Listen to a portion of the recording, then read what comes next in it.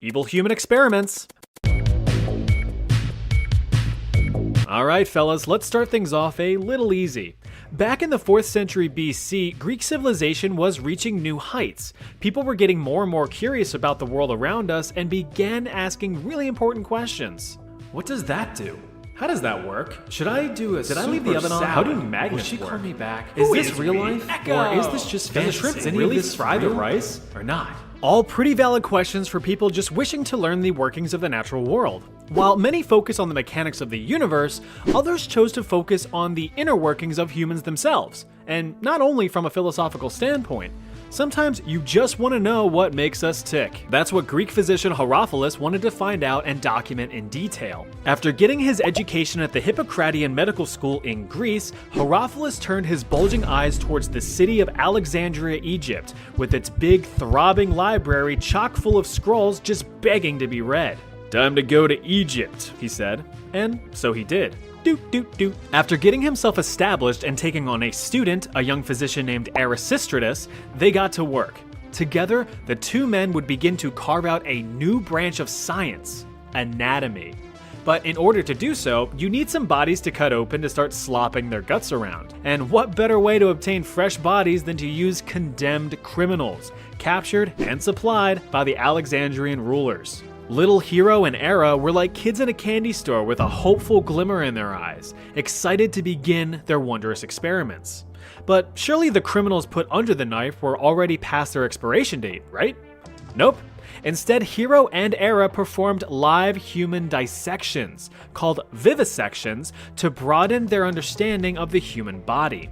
They even went as far as to perform these surgeries in full view of the public for anyone who thought it would be cool and interesting. Wow, that's both cool and interesting. That's what I'm saying! Horrifying documented their findings in extreme detail, making breakthrough discoveries of the human anatomy.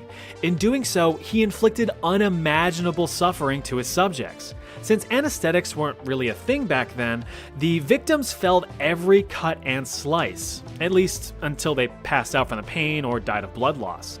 Dissecting intestines, reproductive organs, eyes, or even purposefully damaging the motor nerves to inflict paralysis.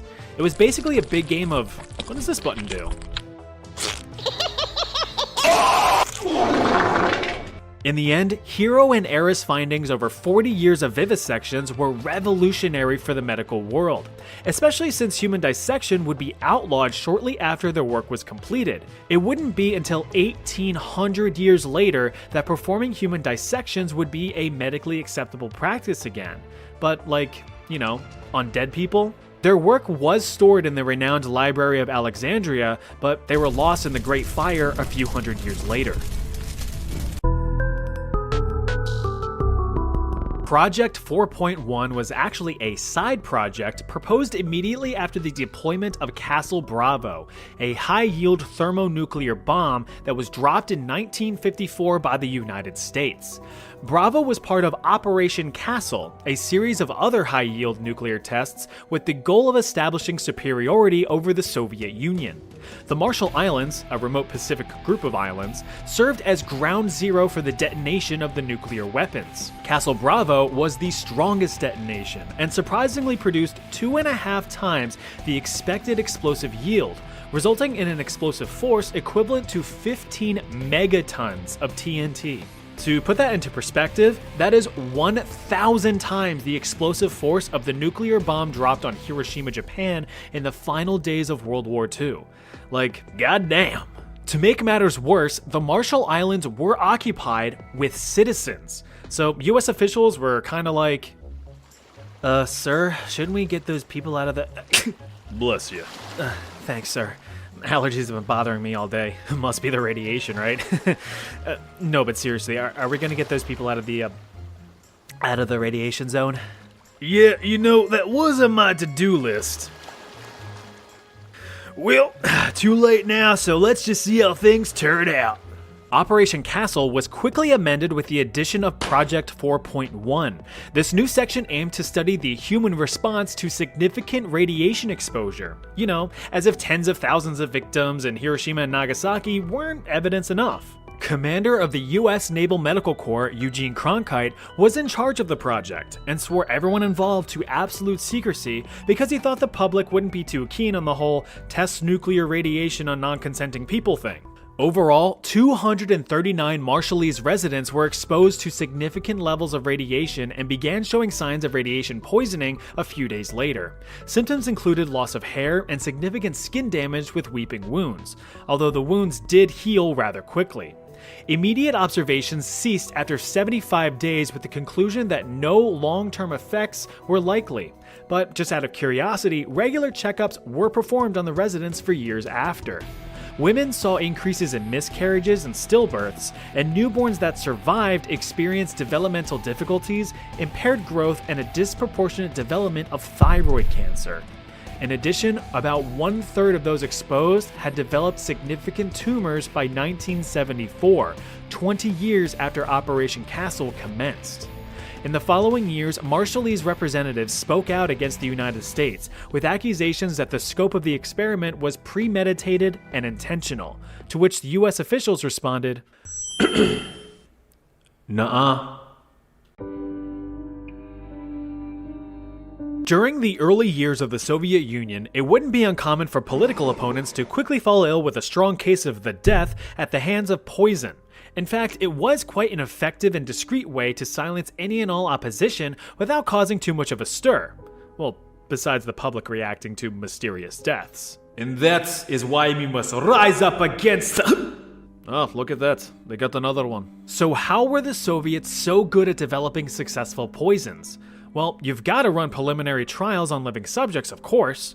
So in 1921, a year before the Soviet Union officially formed, the Kamera was established. This was the Soviet Secret Service's poison laboratory. Here, new deadly poisons were developed and tested on human subjects. Those tested were prisoners from the gulags, various labor camps built around the country for anyone who even had a fleeting thought that wasn't approved by the Soviet Union. Carry on. The ultimate goal of the Kamera was to devise a poison that was not only lethal, but undetectable. It would be colorless, tasteless, odorless, and untraceable in an autopsy. Prisoners would be unknowingly administered various test poisons, which were disguised as medication. For me, if it isn't an orange Flintstone vitamin, I don't trust it. The various poisons tested included ricin, which causes severe internal distress and suffering, cyanide, which can cause violent seizures and heart attacks, and curare, a potent muscle relaxant that makes you painfully choke to death. In the end, the tests were pretty successful. For the Soviet Union, not for the prisoners. Research led to innovative ways to discreetly dispatch a target, from deploying a cyanide mist to making an assassination look like a heart attack. But the blue ribbon winner was the concoction known as C2, carbolamine choline chloride, which was basically liquid depression. Exposure to this sucker sparked a very curious reaction. Instead of a violent telltale "I've been poisoned" type death, the victim would simply become weak with a rapid decline in health, all while maintaining a calm and silent demeanor. Death occurred within 15 minutes. Since the dissolution of the Soviet Union in 1991, Russian officials have claimed that the Kamera has been disestablished and abandoned. Yeah, sure. Now, you may have heard about the Tuskegee syphilis study, which was an unethical medical study funded by the United States Public Health Service in 1932, which involved the study of nearly 400 African American men who had naturally contracted syphilis. The goal was to observe the effects of the disease when left untreated in African American males. Even though penicillin, an antibiotic cure for syphilis, eventually became widely available to the public, the afflicted men were intentionally never cured. Fucked up, right? Well, the US decided to outdo themselves with the Guatemalan syphilis experiment. In 1946 to 1948, more than 5,500 Guatemalan natives, including children, were involved in the experiment against their will, with the Guatemalan government granting access to the unwilling patients in hospitals, mental institutions, and even orphanages. Around 1,300 relatively healthy individuals ages 10 to 72 were intentionally infected with syphilis and even gonorrhea. Transmission was either done by direct bacterial contact into wounds or by sexual transmission with infected native sex workers, which were funded by the US government, by the way. The latter of which proved to be a very effective method of infection. The guy in charge of these experiments was Dr. John C. Cutler, but you can call him Dr. Dickass. He often failed to keep accurate medical records of his experiments and instead would only provide anecdotal evidence in his findings, probably because he knew what he was doing was unethical, which very much sounds like something only a dickass would do. But all joking aside, the experiments conducted on these people were gruesome. Perhaps one of the most notable documented examples of what these people experienced was about a female patient named Berta. The following is an excerpt from that document. Berta was a female patient in the psychiatric hospital. In February 1948, Berta was injected in her left arm with syphilis. A month later, she developed scabies. Several weeks later, Dr. Cutler noted that she had also developed red bumps where he had injected her arm, lesions on her arms and legs, and her skin was beginning to waste away from her body. Berta was not treated for syphilis until 3 months after her injection. Soon after, on August 23rd, Dr. Cutler wrote that Berta appeared as if she was going to die, but he did not specify why. That same day, he put gonorrheal pus from another male subject into both of Berta's eyes, as well as her private areas. He also reinfected her with syphilis. Several days later, Berta's eyes were filled with pus from the gonorrhea, and she was bleeding from her private area. 3 days later, on August 27th, Berta died. Told you he was a dick-ass. The overall goal of the study was to determine the effectiveness of penicillin in preventing the STDs. Dr. Cutler had allegedly finalized his reports in 1955, but no evidence was ever found proving that the reports were submitted for peer review or even published. So, out of all of that suffering, nothing of medical value was produced. Though I will say, in some glimmer of fairness, a treatment program was established by the United States and made available to the affected Guatemalan population, but only half were reported to actually have received treatments with a questionable quality of care. United States President Barack Obama formally apologized to the Guatemalan government in 2010, 62 years after the study was performed. Yeah, that last one was quite the doozy, huh? Well, buckle up because it's about to get way worse.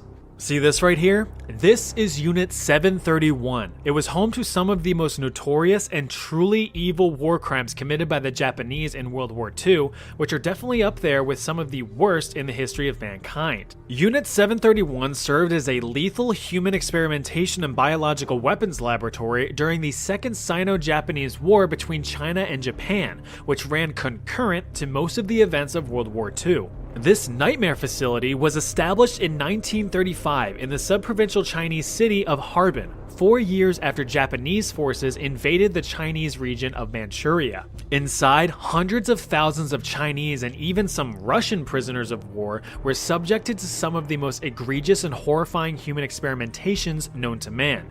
Experiments performed on men, women, and children, which is everyone.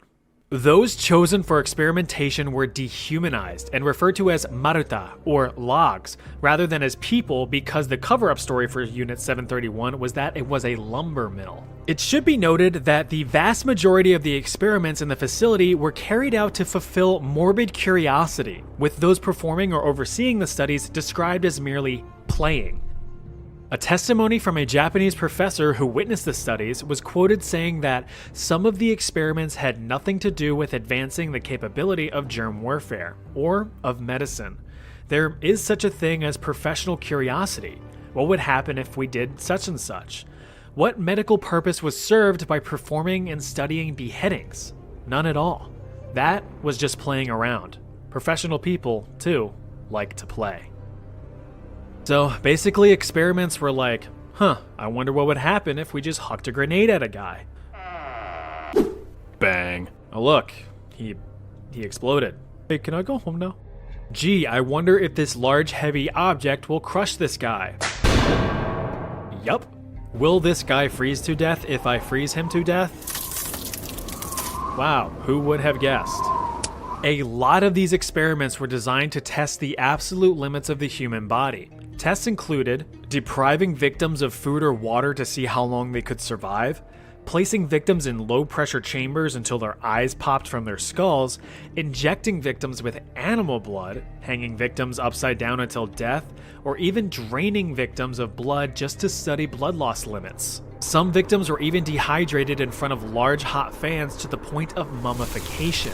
At the time of death, they only weighed 20% of their initial body weight. Perhaps one of the worst examples I've read was the forced pregnancy of female victims. The mothers were injected with various diseases and drugs just to see how they affected the unborn child, sometimes performing a vivisection, cutting the fetus out of the mother for examination. There's honestly so many more gruesome experiments that I just can't get into here, so if you are curious, I would encourage you to look them up. But it's like legit really bad, so you've been warned. By the end of the war, as Soviet forces were closing in, Japanese officials had all remaining prisoners executed and the entirety of Unit 731 hastily demolished to destroy any remaining evidence of the program's existence. The United States had discovered trace evidence and pressured Japanese officials into spilling the beans, under threat that they would be handed over to Soviet officials for trial and punishment if they did not cooperate. Once the US learned the full extent of the horrors of Unit 731, all of those involved were swiftly brought to trial and executed for their crimes. Except, no, they actually weren't. In reality, the United States claimed that the data collected from the inhumane atrocities was actually pretty valuable, since it is otherwise ethically unobtainable through conventional means. As such, many of those involved were granted immunity and freedom in exchange for the data. The deal was struck, and the United States kept everything under lock and key. The Soviet Union, however, pursued trials against the top military leaders and scientists from Unit 731. In the end, only 12 individuals were tried and sentenced to several years in labor camps, although the United States repeatedly denied that Unit 731 ever existed. Well, that was a bummer. Here's something to cheer you up. I'll see you over there.